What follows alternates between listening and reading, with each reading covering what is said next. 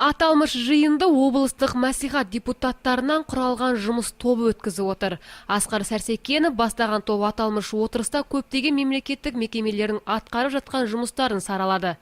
Жиын басында құрылғанына 1 жылдан асқан жастар ісі жөніндегі орталық жетекшісі Айнагүл Абдрахманова атқарылып жатқан жұмыс жайында есеп берді.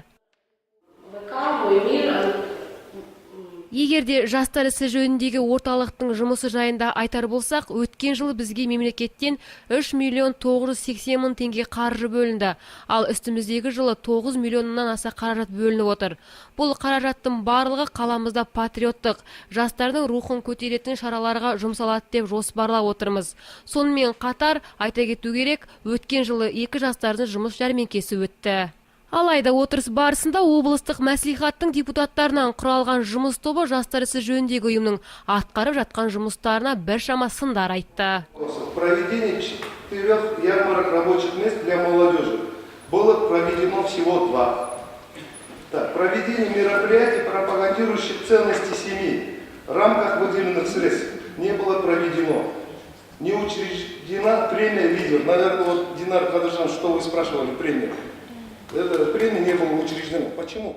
Бұл сауал төңірегінде жастар ісі жөніндегі орталық көптеген шараларды өткізу, қомақты қаражатқа келіп тірелетінде айтып ақталды. В 2013 году, мне дают информацию, вы финансировали 16 миллионов, в 2014 году 9 миллионов 659, на 2015 год 9 миллионов 973. А вы говорите, что у вас какое финансирование было? В 2013 году у нас финансирование это 2 700 на открытие центра. 2 700 всего? 2 700 на открытие центра. Это получается не полный год, это с августа месяца, поскольку мы создались только в августе.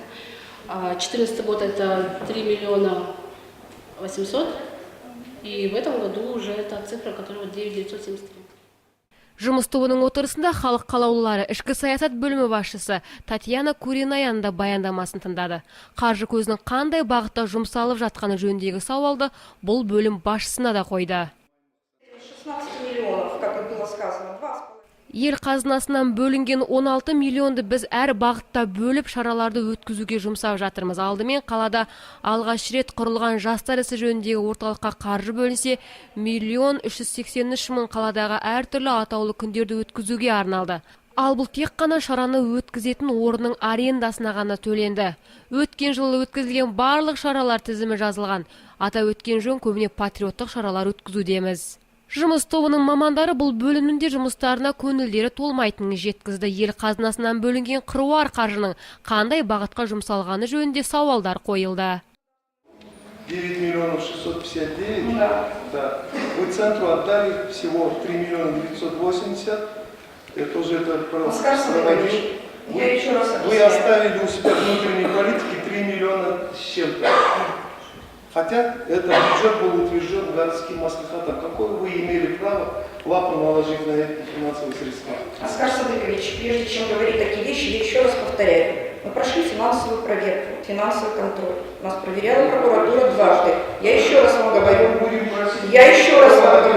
не убирали это. Мы провели, извините меня, конкурсные процедуры для молодежной политики. Жастар арасындағы патриоттық, рухани адамгершілік тәрбие жөніндегі атқарылып жатқан жұмыстар тақырыбында өткен отырыс барысында мамандар тарапынан қойылған сұрақтарға жауап та алынды. Алайда алдағы уақытта осы бағыттағы жұмыстар назарда ұсталатындығы да айтылды.